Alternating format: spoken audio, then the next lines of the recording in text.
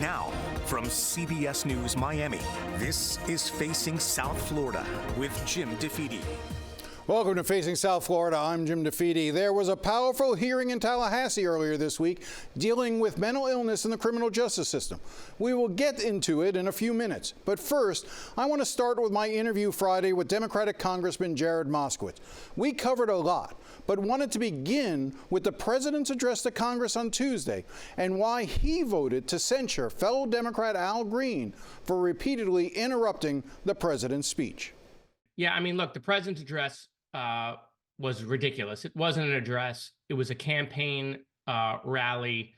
It was not laying out his plan. It was relitigating, past grievances. But that was, to be expected, obviously. We knew he would come try to troll us, hence the "I'm the greatest president since George Washington." And so, look, the party knew we were going to have to deal with the things that came out of his mouth that were, going to be false, like, these old people, 200 or 300 years old getting Social Security checks. They may have been in the computer, but nobody was getting a check. And, that we sent $350 billion to Ukraine. That's not accurate. And so we knew we were going to have to deal with that. Leadership, wanted it to be a unified way. They did not want individual members doing their own thing. And Democrats obviously have to figure out how we do that. How do we make sure that we're protecting Medicare and Medicaid and Social Security, which is what Al Green was standing up to do, which is what I agree with. How do we do that in a way where we can get our message out, where the method of how we do it doesn't step on the message? As far as the censure is concerned, I mean, ultimately, look, Al Green voted president on his own vote. He didn't vote no on his censure because Al Green said, "I knew what I was doing. I did it with intentionality. I knew what the consequences were going to be." And so, had I been there when Marjorie Taylor Greene did that, I would have censured her. And if another member did that there has to be some sort of decorum in the body. That being said, with what Trump is doing to government, these illegal cuts, a lot of these firings, which are being reversed by courts, going after NOAA, FEMA, things that are important to Florida. I mean, I get that now's not the time for decorum, perhaps. And so, look, that'll be a pivot as we move forward. So that really does raise the larger question of how should Democrats respond? It's always the issue that when a party loses the presidency, that there is a tendency not to have someone designated as the leader of the party. Democrats right now really don't have a leader in the party that's sort of calling the shots. You have a lot of different people who are expressing their views. So going forward, how do you think Democrats should confront the issues that Donald Trump raises, the threats that they believe he poses to the country? What's the best strategy there? Well, it's all about messaging. I mean, that's really all we have as a congressman in the minority and in a Congress that's been weakened over decades, where more power has been reserved into the executive branch. Congress is not passing many bills. So really, it's our messaging. It's going to the camera. It's going to podcasts. It's going online. It's doing it in committees, which I have done over the last 2.5 years. It's getting our message out. And so, right now that's what we're trying to figure out, which is what's the best way to do that. And what is that message, though? Let me jump in. It's very simple. Hold on. The message is very simple. We're not cutting Social Security. We're not cutting Medicare. We're not cutting Medicaid. Those are benefits that were promised to people. That's not how we're going to balance the budget off of working class. We're going to fight for our veterans. They're trying to fire these veterans. Okay. We're going to fight for our veterans. The economy. Donald Trump said he'd fix the economy on day one. Donald Trump has only made the economy worse since he's been president. The stock market is lower. Why does the stock market matter? Because that's where people's pensions, 401ks, their life savings are in the funds. They said they'd fix the price of eggs on day one. Price of eggs now is higher now than when Donald Trump took office. Those are the things Democrats, in my opinion, should be talking about. And we should be direct and we should be fierce and we should absolutely fight. But we're going to have to also how to figure out, what works in some districts also doesn't work in others. So there is going to be different strategies at times. You're in one of those districts that Republicans are clearly going to target. I think that the target-rich environment on congressional landscape favors Democrats going into 2026. Yours is going to be one of those districts, though, that Republicans are going to fight to try to claw back. How does that weigh into your thinking as you move forward in what you do? Well, look, my number one goal right now, right, in addition to fighting the administration, is to make Hakeem Jeffries Speaker. That's the number one goal. If you're a Democrat in the House, right, 2026 can't get here fast enough. And we got to get a chamber back. Have to get a chamber back.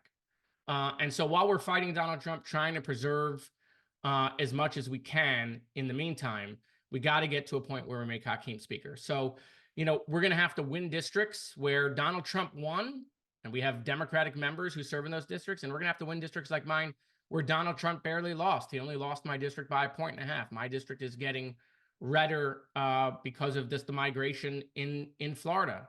And who knows if the legislature is going to redistrict our seats.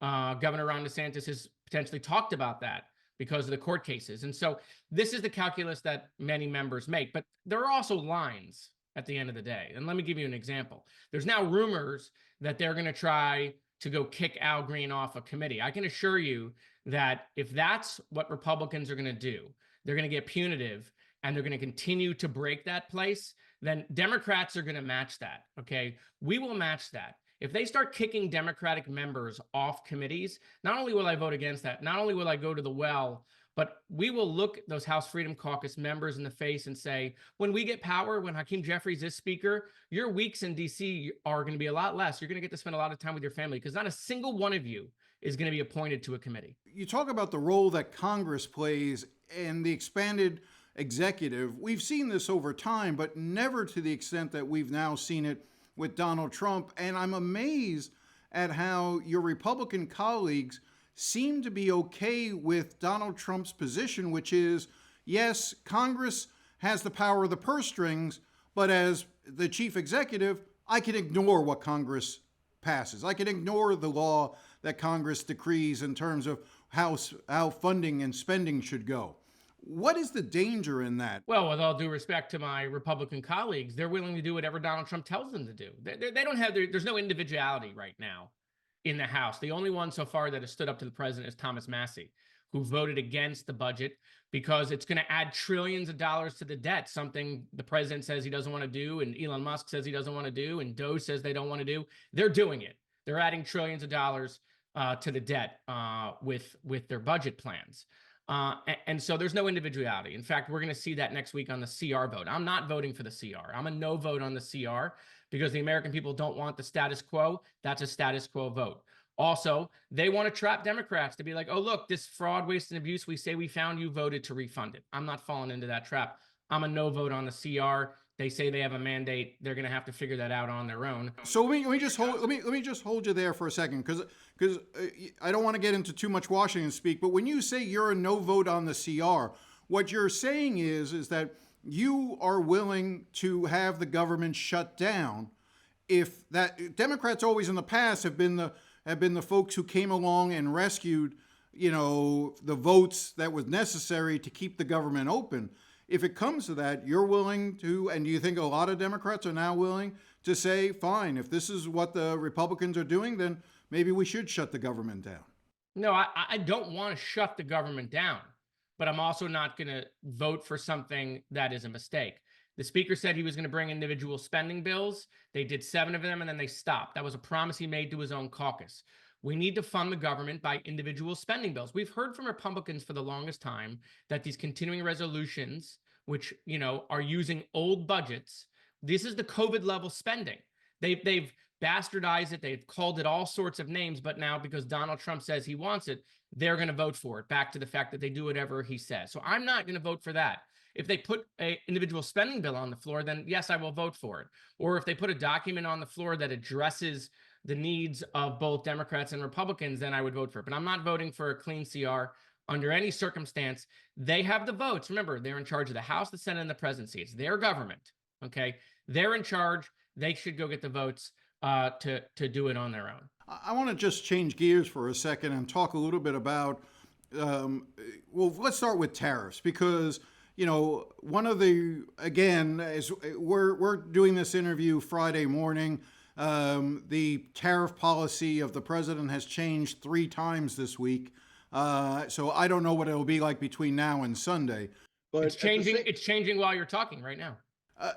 How disconcerting is that, and how big a problem is that we don't seem to know what the tariff policy of the United States is going to be, and that level of uncertainty? What does uncertainty do, not just to markets, but to the economy overall? Well, it's pure chaos. And the market hates chaos. The market wants some level of certainty. The tariffs are on one day, they're off. Like, if you ask me right now what tariffs are on or off, I couldn't even tell you. I can't even keep up. And look, part of that strategy of flooding the zone and keeping us distracted, which is, you know, their strategy, the markets don't like that. You were the former head of emergency management here at the state of Florida. You understand the importance of an agency like FEMA. You know, there seems to be efforts to either weaken or undermine FEMA. Same thing with regard to, we're seeing the budget cuts as it relates to, you know, the National Hurricane Center. What is the impact of this, and what is your message on both those agencies going forward? Well, first on NOAA, what they're doing at NOAA literally is chapter and verse right out of Project 2025. It just is, of what they're trying to do there, because they're trying to privatize NOAA. They want to give that to a private company. That's been the plan all along. And, you know, at the end of the day, Americans have to be able to get their weather from a public institution, not from a private company that controls all that information on, you know, how we're going to be able to travel in this country and what the weather is for the day and where hurricanes are going. And so we have to fight against that. Look, on FEMA, I do think there are reforms that can be made, and I'm trying to save FEMA. I'm doing everything I can to save FEMA as the institution that we know it. And I've been fighting the administration on some of the people they've let go there, but also trying to figure out how we can come up with ideas on a bipartisan basis to reform it. Red states will be dramatically affected without FEMA. Rural areas, poor areas won't be rebuilt. Towns will be gone if FEMA does not reimburse those places. We saw that in Hurricane Michael. At the end of the day, these towns that had a $5 million budget, but $30 million worth of costs to recover would not recover without it. And so if that happens and that burden goes to the states, states will have to raise taxes. They'll have to raid their education funds, their DOT funds. It will be a total disaster. Democrats and Republicans in Congress know this. But I do think we can talk about block grants. I do think we can do a little less in Washington and do a little more in the states. We can send that money faster down to the states and do block grants so the states are the ones running the grant rather than running it in Washington, D.C. And I also think we got to get FEMA out of Homeland. We need FEMA to be faster. Homeland is slowing it down. It's a giant bureaucracy of 22 or 23 agencies, and they have FEMA doing all of the grants for all of those agencies. I want to get FEMA out of Homeland, which is how it was when it was originally created, and that will make FEMA faster. When we come back, the Tristin Murphy Act had its first hearing in the Florida Senate. We'll have the emotional testimony that left many in tears. Stay with us.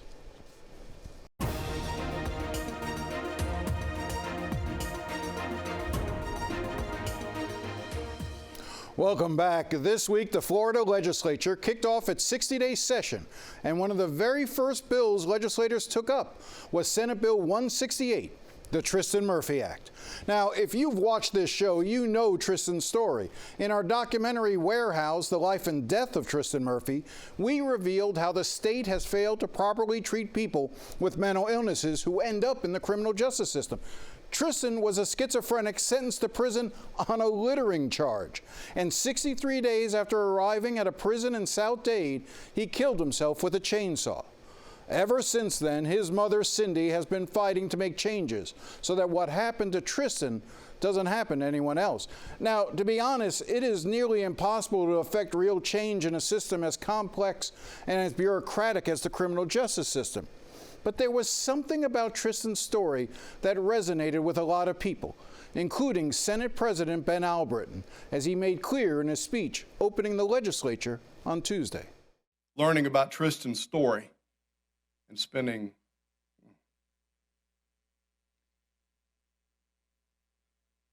spending time with his parents, Cindy and Dennis, has had a tremendous impact on me. We're proud to move this bill forward with their support. I'm grateful to Jim DeFede for telling Tristin's story. It moved me deeply. A few hours later, the bill, sponsored by State Senator Jennifer Bradley, had its first hearing in the Senate Criminal Justice Committee. In a few moments, you will hear Cindy read a letter from Tristin's son, Cody. It left everyone speechless and, for that matter, in tears. But before we get to that, one of the key moments in the hearing was the testimony by Charlotte County Sheriff Bill Prumell. It was his deputies who arrested Tristin on the littering charge. It was his jail where Tristin was held in an isolation cell for hundreds of days. And it was on his watch that Tristin's mental illness worsened. As you can imagine, Sheriff Prumell was featured in my documentary about Tristin's case, and not in a very positive way. Now, some sheriffs may have responded to that type of coverage by dismissing what happened. But to his credit, Sheriff Prumell wanted to find a solution.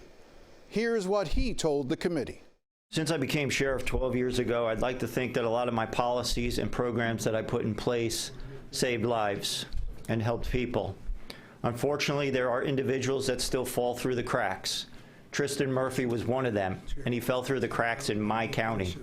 One of the steps Sheriff Prumell took after our documentary aired was to set up a meeting between Senate President Ben Albritton and Cindy Murphy. And it was out of that meeting that this bill began to take shape.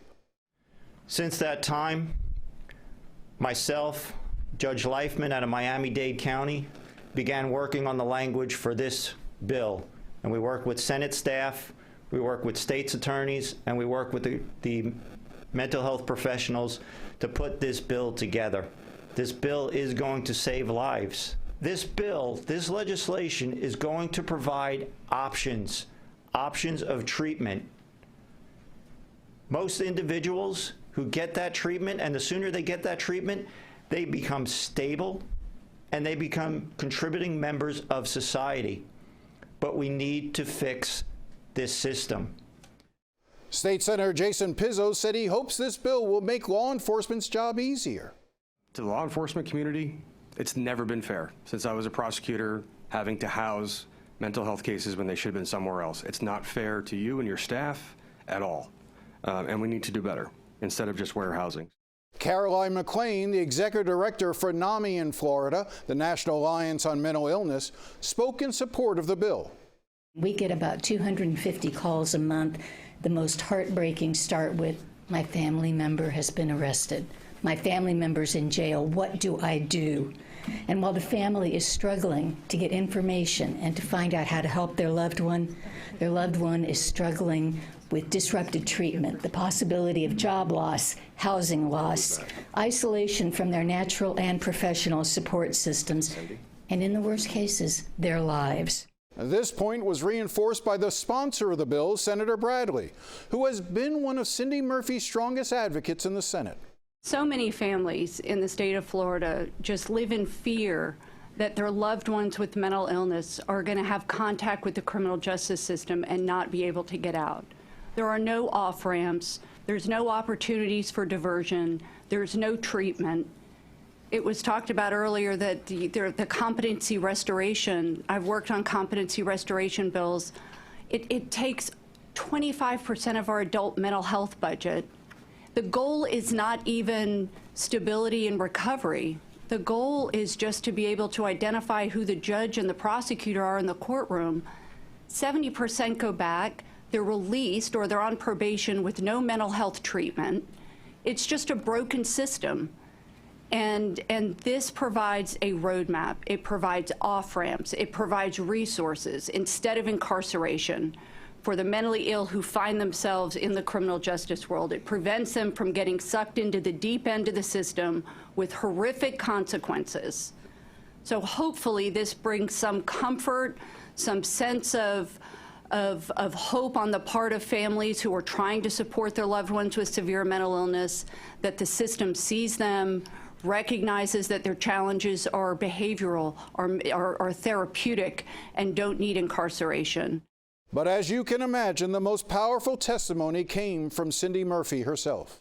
Tristin should still be here with us today, and he would have been with us today if a lot of the provisions in this bill had been in place. He clearly should have been diverted out of the criminal justice system at several different points. There were lots of just different times when, if different decisions could have been made, if different options had been available, he could have gotten the help that he needed. For those of you who might be here and don't know what happened to Tristin, I'm going to say it because it hasn't been said yet.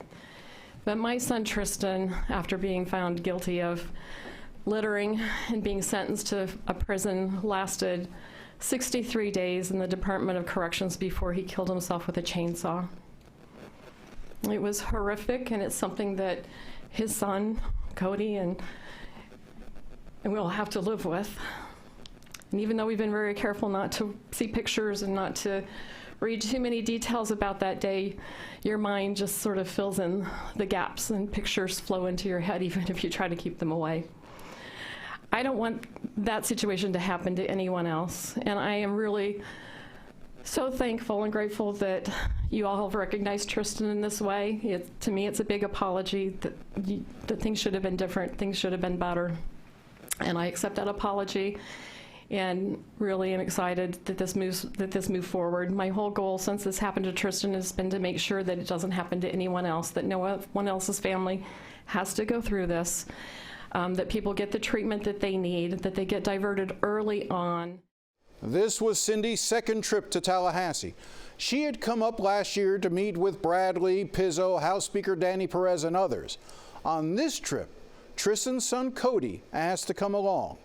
Throughout the hearing, he sat next to his grandmother. He had written out what he wanted to say to the committee, and Cindy read it for them. My name is Cody Murphy. I'm 17. Tristin was my dad. I lost my dad the day after my 14th birthday when he took his own life in a Florida prison. But I lost more than that. I lost the last 4 years of his life. I was 9 when he first got caught up in the criminal justice system. Over the next 4 years, he spent hundreds of days isolated in a county jail waiting for a judge to determine that he was incompetent to stand trial. That time was torturous for me, Cody, and for my grandparents, and most of all for my dad. What he did was wrong, but he needed medication, not punishment. As a 17-year-old, I have to wonder what kind of world I'm growing up in that would treat someone so broken so badly. When he was on his meds, he was my dad, a dad who loved me and wanted to be my dad. I miss him, and I shouldn't have to do that. Please pass this bill so other kids, other families, and other inmates don't have to go through what we did. There has to be a better way. Thank you. Thank you. The bill passed unanimously in the Criminal Justice Committee. The next stop is the Senate Appropriations Committee. A companion bill is also now moving in the House. The hope by the sponsors is that the bill will be voted on by the full Senate and the House in early April. We'll certainly continue to follow it. We'll be right back after the break. Well, that's all the time we have today. If you have any thoughts or comments, feel free to contact me at jdefede@cbs.com. I do enjoy hearing from you. Thanks again for watching, and enjoy the rest of your day.